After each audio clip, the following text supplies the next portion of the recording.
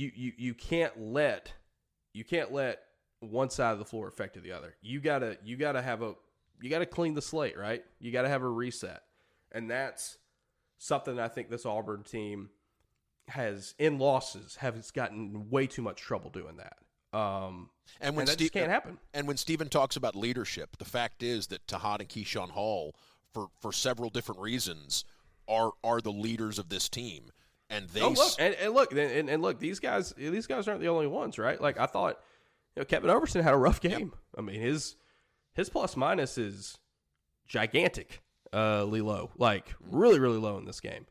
And he hit some threes, but then he gets in a slump in the second half, and it doesn't really click there, right? And so it's tough. It's tough. You know, where's the energy going to come from? Where's the spark plug going to come from with this team is my question.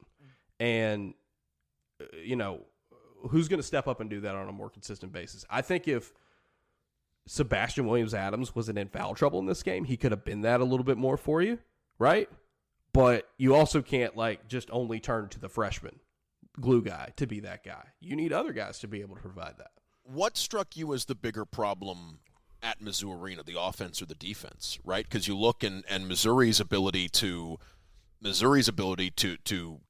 turn good looks into points was, and we've talked about it, but the fact is, I think Auburn's offense had its roughest performance in a while too, and since Purdue, and the shot selection, which I think was something like it was tough to say anything about the shot selection against Arkansas, right? Like Auburn worked for good looks, and against Missouri, it felt like you saw a lot more settling and a lot more willingness to take a contested jumper or just try to heat yourself up by doing something unwise.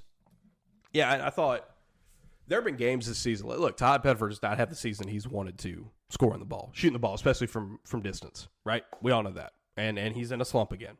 Less than 20% from deep. Like it's disappointing. It's affecting the team, obviously, and all that. But we've seen Tahaad Pettiford do two things. Number one, I think he's done a really good job of being able to affect the game positively when he's not shooting well. And we talk about the assist, which obviously was a big example in the Arkansas game. But number two, I think when he's missing shots, usually you have a scenario where it's like, okay, but these are quality looks. These are good looks. They're just not going down. There were several shots in this game from, the star point guard where it's just you're forcing it. You're trying to shoot yourself out of a slump. And look, on the road, you can't be wasting possessions like that.